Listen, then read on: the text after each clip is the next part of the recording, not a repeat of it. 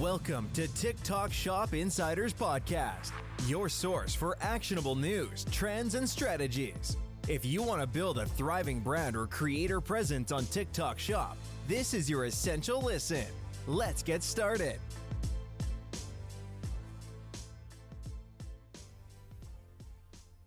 All right. Hey, everybody. Welcome to TikTok Shop Insiders Podcast, your source for the latest news and strategies for TikTok Shop. I am Ivan, and this is my buddy, Pat. What's up, Pat? How you doing, man? Doing good. It's good to be back. It's been a minute since we've been on. Oh, yeah, that's right. It's been 3 or 4 weeks now. A lot of busy things. End of school year for me. I think your kids are out. My kids are out today. Yeah, busy on both sides, right? Yeah, my oldest just finished elementary school. Did not think I was going to get that emotional at a 5th grade promotion, but it was cool. Yeah, it's just a busy time of years, but it's good to get back. Yeah. 5th grade. Yeah, my kid is in 2nd grade. Last day today. He said he's like, Dad, I think I'm gonna cry today. I was like, man, it's okay. Yeah. Oh my gosh. Yeah. So that's busy, and so trying to keep busy during the summer. Now I got to figure out what we're going to do to keep busy during the summer. Yeah, same, man. All right. Well, thanks for joining. Long episode. I don't want to say long, but an action-packed episode. We have a lot of things to cover. We haven't, as Pat said, haven't had an episode in a little bit, so lots of things have changed since last time we talked. I think for us, at least, the biggest is TikTok Shop has new rules for messaging affiliates, right? So you as a seller now are hampered by, certain restrictions that TikTok Shop has put down on you. So you essentially can't reach out to as many affiliates as you'd like. Pat, can you go ahead and kind of read through exactly what they did? I mean, this is just TikTok's response to the constant spamming that a lot of sellers or dropshippers are doing in the DMs of creators on TikTok. So what they've done is implement these weekly messaging tiers that are based on your last week's GMV, right? So you can find this if you go into the affiliate center, go into creator messages, there'll be a pop-up, and then there's a thing where you can click into the rules, and it'll basically tell you that, there's 3 tiers now, that if you've made under $100 in the last week, you're limited to only being able to message 50 new creators, and creators only that have a following of up to 25,000 followers. The next tier is once you go between above $100 to $1,500, you're able to message 500 new creators with an unlimited follower count. And then the last one, if you can get over $1,500 per week in GMV, you're essentially back to being unlimited again. Unlimited number of creators you can reach out to, unlimited follower count. Right. So huge update. I think lots of thoughts here, but to put it in perspective, our strategy lies with 5,000 messages per week, 1,000 messages a day. So going from 5,000 to 50 is a drastic change, and, kind of handicaps us a little bit, especially for new brands, right? Like you said, that $1,500 a week mark. For established brands, getting unlimited, that's where the goal is. But for the new brands who don't have, off TikTok presence, don't have a lot of sales, it's a harder road to come. So yeah, it's I think really good for us as an agency, right? Because we have these established affiliate connections already, right? So if you're a new brand, you're looking to outreach, your 50 messages is a drop in the bucket compared to, these bigger brands who have unlimited messaging. And, if you partner with someone like us, we kind of have already affiliates in our network that we can say, hey, new brand, would greatly appreciate if you could, what do you think of the brand? But also, could you make a video of the brand? That's kind of the long-term game, right? Is right to be able especially for us, is to build relationships with creators that we've seen success with, and kind of just continuing to build that network over time, so we don't have to rely on thousands of messages every time. Right. Yeah. I think as we're getting more mature in the game, it becomes less of mass outreach at scale, more affiliate cultivation, and, getting them in your network, talking to them, having them create more videos and establishing more of a relationship, right? Like a deeper relationship versus like a wider relationship. Yep. Another thing here, a note that I put is ads are a lot more integrated and need to be integrated sooner, right? So with less content being able to be made, you can supplant that or support that with paid ads, right? So you have less inventory or less videos to make or at your disposal. Well, you can increase views by adding paid media behind it. Yeah, and then relying on your own content too. So making sure, you as a brand are creating your own TikTok shop content and then pushing that through ads, because you can help generate your own sales through For sure. Yeah, we see that repeatedly done, especially, in the packing videos, as well as like CEOs are a lot more visible now, talking about the brand. So love that idea. Next piece of news, really huge, I think in the last day or two is kind of when it popped on my radar. Ban happening Yeah. in the US government. They're still making a push. I think maybe to prove even more how much TikTok is valued in the US, which is why they kind of want to push all in even more now. Right. And I might be mistaken here, but I know that there was a little bit of hiccups in the TikTok shop expansion in the EU. Something about their like teams or integration or something like that didn't kind of roll out as smoothly. So maybe that's another. I know our experience with TikTok here in the United States has been awesome, right? Our TSP, Tom, I know you're listening to this. Shout out to you. You've been great. And kind of everyone that I've talked to in the TikTok shop arena and all the posts that they make, it's very it shows that they're on top of the game. So I think that's maybe it, like maybe it rolled out easier in the US. Yeah. Up next is TikTok is preparing a US copy of the app's core algorithm. So Pat, explain a little bit more of what you kind of see here. Yeah, I mean, this seems to be, again, kind of TikTok preparing to have, a type of workaround for the ban in the US, right? Is maybe not officially still staying with TikTok, but having their technology at least represented in some capacity by copying their algorithm over. Yeah. So this, again, revolves around the TikTok shop potential ban or potential sale, right, that we saw early last month. But, for me, this says worst comes to worst, TikTok is probably just going to copy their current algorithm or their current status and create it just for the US, and therefore preserving TikTok shop, aka TikTok shop's not going anywhere. So I did see some kind of news or chatter that this is false or not going to happen. But, I still am very bullish on TikTok shop, right? The TikTok pausing European e-commerce to work on US more. And then also just preparing, a lot of different options. Like they can get creative on how they can preserve US TikTok shop. Yep. Exactly. Yeah, I think there's still time to make your move in TikTok shop now. And TikTok's, putting out all those signals that they don't plan on going anywhere soon. Right. So, don't shy away from it. And still, social commerce, this is still building the fundamentals of social commerce behind like affiliate networks and knowing how to leverage an affiliate network to create content and generate sales through social commerce. Cool. I wanted to introduce a new kind of segment, if you will. It's like my share of the week and taking a look at some wins and brands and products that are seeing success in TikTok right now. The first one I want to highlight is The Ordinary. I think women out there know this brand, pretty popular brand out there. But I think in the last 7 days, they've made 300K. And this is a relatively new launch for them. Looking at Shop Plus, it looks like their sales started around very first sales started in February, but started to pick up a lot to the tune of 20K a day in mid-March.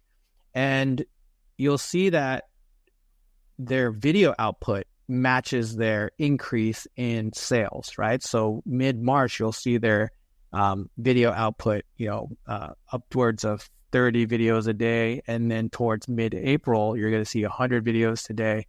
And then mid-May, you're going to see 150, 200 videos a day.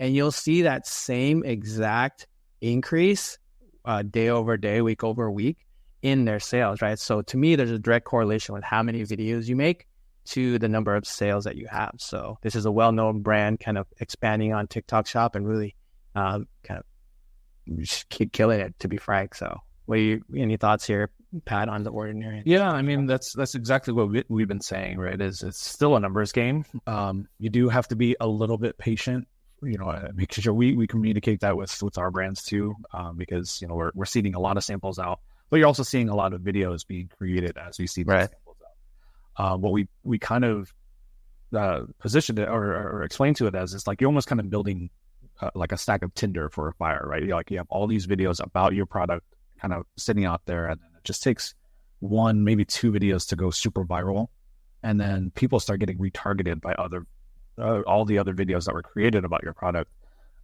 because it's relevant to whatever's trending within TikTok.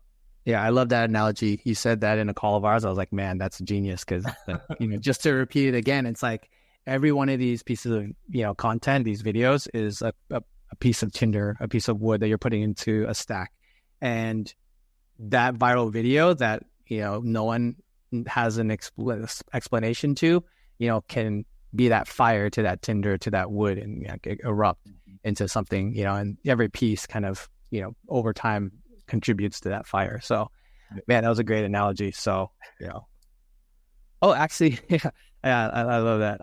Watched a lot of Survivor, so that's probably where it came from. Yeah, you do a lot of camping too, so that's it. Yeah. Okay, so Ordinary, great, but you're probably thinking out there, okay, well, that's an established brand, they're in Target, etc. But what about other brands, right? So another brand I want to highlight is called Nello Super Calm Powdered Drink Mix, and essentially, it's hydration packets. Looks exactly like a competitor of theirs, and I brought this up because their competitor, what is it called again? Hydration Liquid IV. Oh, Liquid IV. Is killing it, right? They're massive. They're in Costco's, everything. But this is a small fish in a big pond with, sharks in it, right? So they're able to make waves on the TikTok Shop space to the tune of, looking it up right now, 190K in the last 7 days. So again, this is, a great looking product. They started their affiliate outreach in beginning of April to the tune of 15 to 20 units per week, videos made per week. And then they, towards May, they picked it up to about 50 videos per week. And then you can see their sales go from about the 6K a day to all the way up to like 50K a day, 30K a day, 50K a day. It's just crazy, new brand. Yeah, go ahead, Pat. I was just going to say, it kind of causes like a snowball effect, right? Like as soon as one thing starts picking up sales, and then like creators will start seeing it. Yes. In their networks, it's like, oh, they're starting to generate sales over the last 7 days or whatever. And then you just people build on it. Right. It's probably what happened here. Another form of your Tinder analogy, right? More content, but also like it erupts in a different way. Like it gets on the radar of different affiliates, right? You'll see if you scroll down, they started doing a lot more lives, right? Like you'll see a lot kind of more lives like popping up. Yeah. And it's like weeks. This is actually something super interesting with lives that I've learned in the last couple of weeks since we last talked. But to me, lives is the bottom of the funnel. They are what people look at as like pushing them over the edge when they want to buy something. And what I mean by that is like they get top of the funnel videos, like people talking about the product and, putting it on their face, and this is great. And they're on the fence and they don't buy it. They have it in their cart. But what happens with lives, just like QVC, it's kind of more of an impulse buy. You're talking to someone more directly. They're talking to your needs, and their philosophy on their content, on their lives, is to get that person over the fence and to buy the product immediately, right? It's like, it's on sale now, we're running out of stock, just like QVC type stuff. So it's like there is also a funnel within TikTok Shop affiliate content, right? Top of funnel, middle of funnel, and then bottom of funnel. And I look at lives as that bottom of funnel. Cool. So yeah, that's the highlight of the week that I have. And then, yeah, we wanted to, the part of the podcast where we go over strategy, right? And, how to sell on TikTok Shop, essentially. We want to share this beverage client that we've been working with and pretty proud of, right? So in the 4 weeks that we've been working with them, we have generated 8K in sales in that 4 weeks. So pretty proud of that. Yeah, from scratch, right? So brand new all the way to 8K in sales in 4 weeks. I don't know of any other channel that you could kind of do that. So Pat, what are your initial thoughts of when you think about that brand that we work with? Yeah, I mean, it's good. They have like great branding. They have a big presence on Amazon and kind of like other channels, which is beneficial, right? Because it provides some social proof that this product sells well. People actually are into the product. It's reviewed well. Now it's a matter of like translating that over to TikTok. So we kind of went in with the thought of this brand does do well. We just need to now position them onto TikTok Shop in the same way that they've done on off TikTok. Yeah, it's good. Yeah, it's we've kind of done all the little things right that we've talked about, right? Making sure listing optimization's all done, descriptions, titles, videos, getting their social proof to 10 sales. That was definitely a key factor in driving conversion rates on TikTok Shop, is because people want to see that people are buying the product, not only reviewing it, but units are being sold. Right. A couple things there, like we call it social proof, right? And when you look at a TikTok Shop listing, you see the name, title, image, but you also see units bought, or units sold exactly. Mm-hmm. So it's like if you're a shopper or an affiliate and you see 0 units sold, well, your likelihood of buying it's not, right? So if you see that number at 10 or 100 or 1,000, it goes up. Potential goes up of buying it. Same with reviews, right? The more reviews you can get, the more 5-star reviews, the better. So yeah, social proof is definitely necessary to get started, both of like buyers, which is understandable, but also affiliates. Higher quality affiliates want higher quality items. So getting that social proof is necessary. Yeah, I mean, we reached out to, we're at, 300 affiliates in 14 days, reaching out both in the manual way and automated outreach. Doing the extra things like commenting on posts to get just a little bit more attention, getting a better response rate for the outreach that we're doing in DMs or what's it called? Targeted collab invites, etc. Yeah. What else was there that we've done? Well, quick story on the commenting on posts. So I remember when we first started this TikTok Shop journey, your wife is an affiliate and she made a video on, I believe it was like a backpack or a bag or something like that. And I commented, knowing that other people might be asking this question. I was like, oh, well, how does it fit? And I remember she did a video response of how it fit. And I remember she told me that she got a sale from that question that I asked. And I was like, oh my God, this is genius. And this was like our first interaction on TikTok Shop, right? Like our first like kind of like aha moment, if you will, right? So it's like, if you comment on posts you're with a question that people are naturally asking for and you create a video on it, it's like, that's an entry level for more, affiliate sales, right? So yeah, more content, more affiliate sales. So one thing we like to implore in our affiliate managers is commenting on our clients' affiliate videos and, engaging there. One, you get engagement and extends that video, but also like opportunity to create more videos and get more sales, right? So commenting on posts is maybe something you could start to think of introducing in your affiliate strategy. Yep.